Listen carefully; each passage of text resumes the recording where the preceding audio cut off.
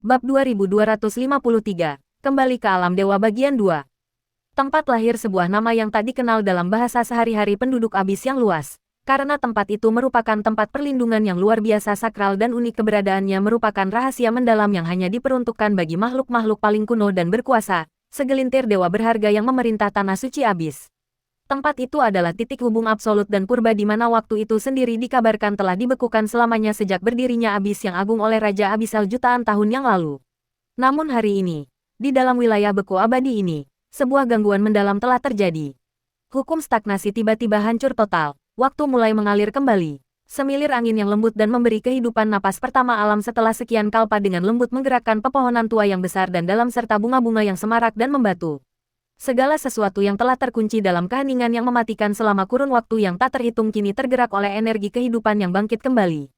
Di titik tertinggi Kretle, tempat atmosfernya dipenuhi tekanan yang begitu nyata dan mendalam, terbentang sebuah hamparan bunga megah nan indah yang terhampar di tengah hamparan bunga berkilauan yang tak terbatas.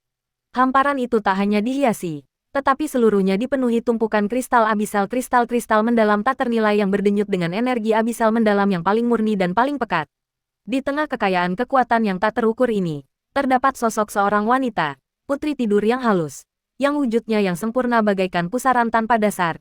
Ia, tanpa henti menyerap dan memurnikan energi abisal mendalam yang deras mengalir dari kristal-kristal yang retak.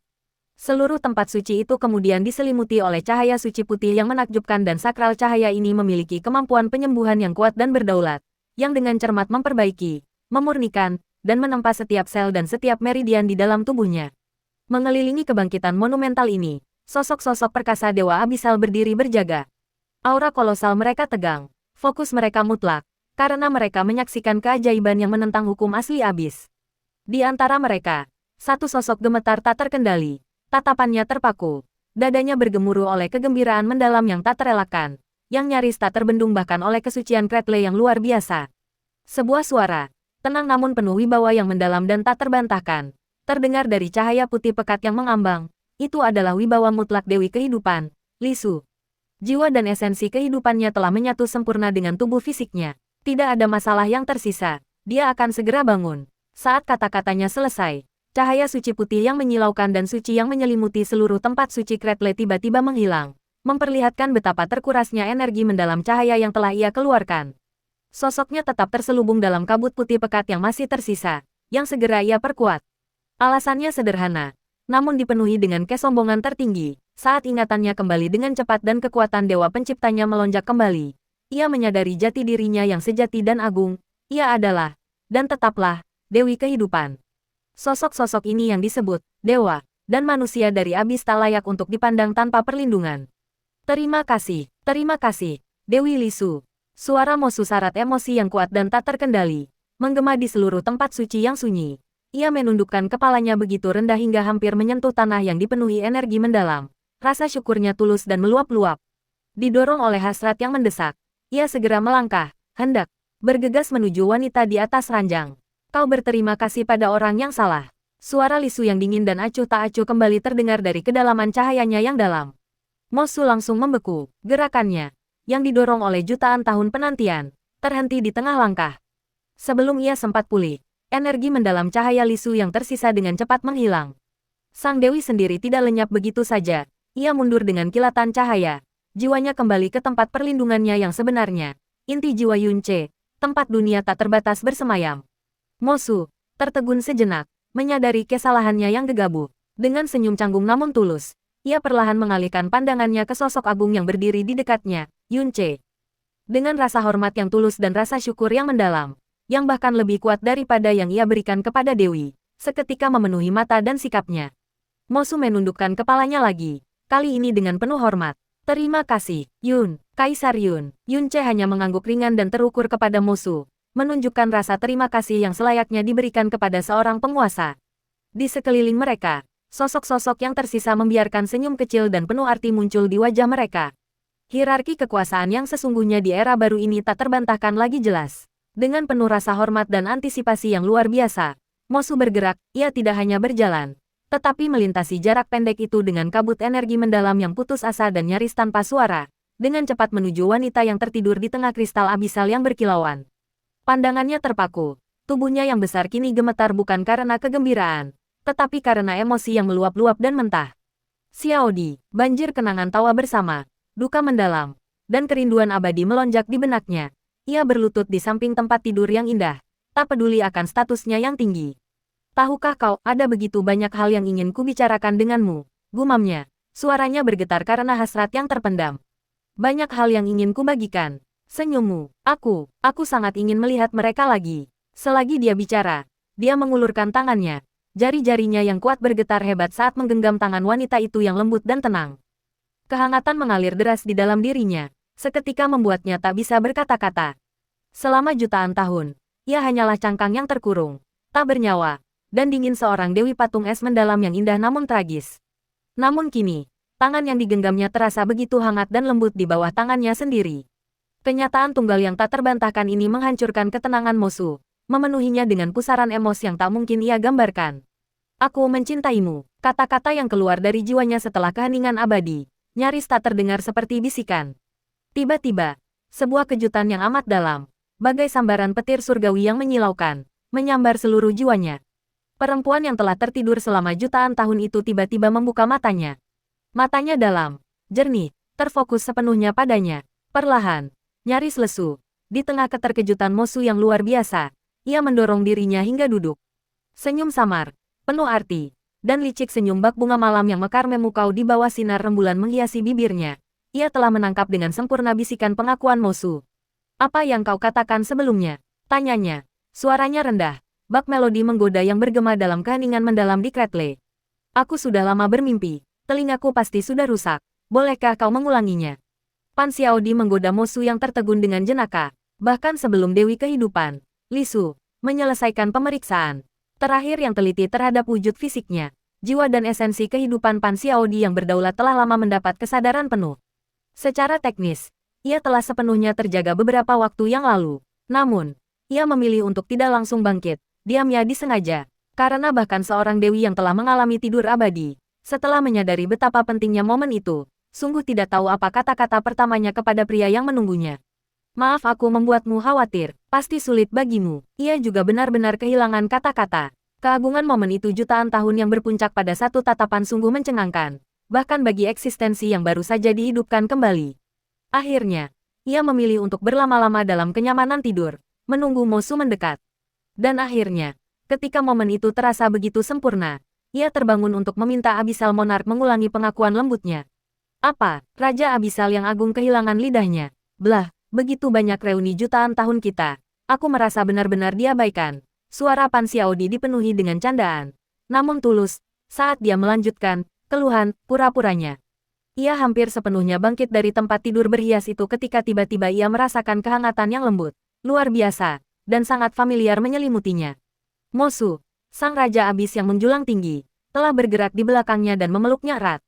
Bendungan emosinya yang terpendam hancur total. Suaranya yang lantang, yang biasanya digunakan untuk menentukan nasib berbagai kerajaan, kini berubah menjadi teriakan yang lantang dan penuh kegembiraan.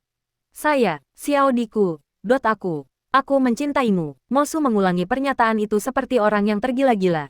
Pan Xiaodi tersenyum, memancarkan kebahagiaan murni bak bunga bakung pengabdian. Perlahan, ia berbalik dalam pelukan Mosu untuk menatapnya sepenuhnya. Ia menatap mata pria yang pertama kali ia temui secara kebetulan, yang menjadi sahabatnya. Dan akhirnya, ketika ia membiarkan perasaan di hatinya berakar, yang menjadi cinta abadi dalam hidupnya. Maafkan aku, pasti sulit bagimu, bisiknya. Suaranya kini tulus, keceriaannya hilang. Namun, Mosu menggelengkan kepalanya. Tatapannya bertemu dengan tatapan Xiaodi dengan kedalaman yang melampaui ruang dan waktu. Asalkan aku bisa melihat senyummu lagi, Xiaodi, semuanya sepadan. Setiap momen penantian ini sepadan.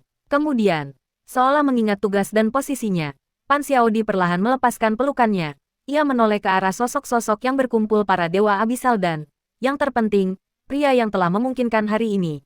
Yun Ce, bukan, Kaisar Yun. Ia membungkuk hormat dan elegan, mengakui upaya dan kehadiran mereka. Terima kasih, Kaisar Yun. Dan terima kasih semuanya. Kalian semua bisa merayakan reuni yang telah lama dinantikan. Kaisar ini punya urusan lain yang harus diurus. Melihat kebangkitan telah berakhir dengan lancar dan keberhasilan akhir telah terjamin, Yun Ce menghela napas lega dalam hati. Sebelumnya, saat pegangan mendalamnya berhadapan dengan Raja Abyssal, Mosu, dalam pertempuran dramatis yang penuh risiko, tubuh utama Yunce dengan berani menyusup ke dalam Kretle yang sangat rahasia. Niat awalnya adalah untuk secara diam-diam menggabungkan esensi kehidupan, jiwa, dan tubuh Pan Xiaodi sendiri, dengan harapan dapat memberikan kejutan ajaib, wanitamu hidup kepada Mosu. Namun sayang, meskipun kekuatannya telah mencapai ketinggian yang menantang surga, pemahamannya tentang hukum surgawi masih jauh dari pemahaman sejati dan komprehensif yang dimiliki Dewi Kehidupan. Penyatuan eksistensi yang terakhir dan rumit membutuhkan sentuhannya. Terlebih lagi, para roh harta karun surgawi iblis yang waspada, yang menjaga inti tempat ini, telah menemukan penyusupannya ke dalam Kretle. Meskipun mereka dengan cepat memahami niatnya dan mengizinkannya melanjutkan, keterkejutan mereka atas rencananya yang menakjubkan langsung terlihat. Guncangan yang tersisa ini sudah mulai secara halus memengaruhi hukum-hukum rumit yang mengatur ruang Kretle, mengancam akan mengacaukan area tersebut dan mengalihkan perhatian Mosu dari pertarungan proksi dengan pegangan mendalamnya. Dengan demikian, Yunce hanya dapat melaksanakan penarikan mundur strategis setelah memerintahkan para roh untuk menjaga jiwa dan esensi kehidupan Pan Xiaodi hingga sang dewi tiba. Sepertinya masih banyak yang ingin kubicarakan denganmu, Lisu kecil, renung Yunce dalam hati. Pikirannya dibumbui rasa ingin tahu yang geli dan angkuh. Suara Lisu langsung terngiang di benaknya, membawa nada tajam yang tak terbantahkan. Lisu kecil, ya, secerca rasa penasaran yang tulus terpancar dari raut wajah Yunce. Entah bagaimana, ia bisa merasakan sedikit kejengkelan yang tak terbantahkan dalam suaranya. Tanpa sepatah kata pun, Yunce berubah menjadi seberkas cahaya merah tua, terbang keluar dari Kretle dan meninggalkan sosok-sosok emosional itu di belakang. Tentu saja, sebelum Yunce sempat menembus harta suci ruang Kretle, suara Mosu yang menggelegar dan penuh emosi kembali terdengar. Menggema di kehampaan, tidak seorang pun diizinkan mendekati tempat ini. Aku butuh privasi yang mutlak dan tak terganggu. Mereka pasti punya banyak sekali hal untuk dibicarakan. Dengan kilatan terakhir cahaya merah tua yang mendalam, Yunce dengan cepat meninggalkan ruang suci Kretle. Ia muncul di salah satu benteng tertua dan terlindungi kuat yang terletak jauh di dalam tanah suci abis. Di dalam aula kastil yang megah dan bergema, 4 sosok berdiri menanti. Mereka telah menunggu selamanya. Energi mereka yang luar biasa terkuras oleh kecemasan yang tak tertahankan. Begitu Yunce muncul, ketenangan mereka yang terjaga dengan baik hancur berkeping-keping. Mereka tidak berjalan, mereka bergegas maju. Seketika ambruk ke posisi penuh penghormatan, bersujud di bawah kaki Yunce. Yang mulia, suara mereka bergetar, dipenuhi teror yang dahsyat dan menggetarkan. Bisakah itu benar-benar dilakukan? Siapa lagi yang akan menunjukkan kombinasi dahsyat antara kekuatan tertinggi dan kepatuhan mutlak jika bukan para pemimpin kerajaan-kerajaan besar? Mereka adalah para dewa dan putra ilahi dari kerajaan ilahi bulan dan bintang. Putra Dewa Bulan dan Putra Dewa Bintang kembali meneriakkan pertanyaan itu serempak. Suara mereka bergetar penuh kerinduan. Yang mulia, bisakah itu benar-benar dilakukan? Di samping kedua putra dewa yang panik, masing-masing penguasa dewa mereka, Dewa Bulan dan Dewa Bintang, menatap Yunce. Mata mereka dipenuhi pusaran kegembiraan yang luar biasa, kerinduan yang membara, rasa hormat yang mendalam, dan ketakutan yang mendalam dan naluriah. Sasing, Xian Yue, namun, bahkan dalam menghadapi peristiwa monumental ini, sebagai dewa sejati, mereka berkewajiban untuk mempertahankan martabat keilahian mereka dan tatanan hierarki. Jika Yang Mulia telah menetapkannya, bagaimana mungkin kalian meragukan kekuatan Yang Mulia? Kedua dewa itu mengingatkan putra ilahi mereka dengan tajam. Nada mereka bercampur antara teguran dan kekaguman. Kami mohon maaf, Yang Mulia. Putra-putra ilahi tergagap. Kami terharu saat itu. Kami harap Yang Mulia tidak tersinggung. Menyadari kehilafan mereka yang mendalam, keduanya segera mundur, berlutut sekali lagi sambil menyampaikan permintaan maaf yang rendah hati kepada Kaisar di hadapan mereka. Mereka berusaha mati-matian untuk menenangkan jantung mereka yang berdebar kencang. Tetapi semua orang di aula yang sunyi itu masih bisa mendengar debaran jantung mereka yang kuat dan penuh kerinduan, yang berirama dan panik. Yunce menatap keempat sosok yang berlutut itu. Tatapannya tenang. Ia memahami keputusasaan mereka. Ini bukan sekadar ambisi politik, melainkan transformasi yang mendalam dan penting. Duduklah, dan singkirkan semua kewaspadaan kalian. Kalian berdua, perintahnya, suaranya tanpa penilaian, menyadari tingginya kegembiraan kedua putra ilahi itu. Bersemangat, ya segera, Yang Mulia. Sasing dan Xian Yue berteriak serempak, gemetar, dan mereka segera mulai merobek sutra dan jubah dalam yang menutupi tubuh mereka, mempersiapkan tubuh mereka untuk memasukkan energi mendalam yang monumental. Pakai baju kalian, Yunce mengingatkan mereka, dengan nada sedikit kesal. Penciptaan dewa sejati di bawah kekuasaannya tidak membutuhkan pertunjukan yang tidak perlu seperti itu. Kedua putra ilahi itu membeku. Wajah mereka memerah karena malu sekaligus penuh harap. Mereka segera menghentikan aksi mereka, dan kembali ke posisi meditasi mendalam yang diwajibkan. Jantung mereka masih berdebar kencang. Sisa hari itu dengan cepat lenyap menjadi badai cahaya yang menyilaukan dan fluktuasi energi yang mengguncang bumi. Ketika kekacauan mereda, sebuah realitas monumental pun terukir. Dua makhluk yang baru terbangun, para kultivator esensi ilahi sempurna, telah dipaksa lahir ke dunia di bawah naungan kaisar. Mengetahui bahwa waktu persiapan semakin dekat, dan dengan keputusan mereka yang telah bulat dan teguh, kedua dewa itu melaksanakan pengorbanan tertinggi. Dengan ritual kuno yang mendalam, mereka dengan rela menyerahkan seluruh keilahian mereka langsung kepada putra ilahi mereka yang baru bertransformasi.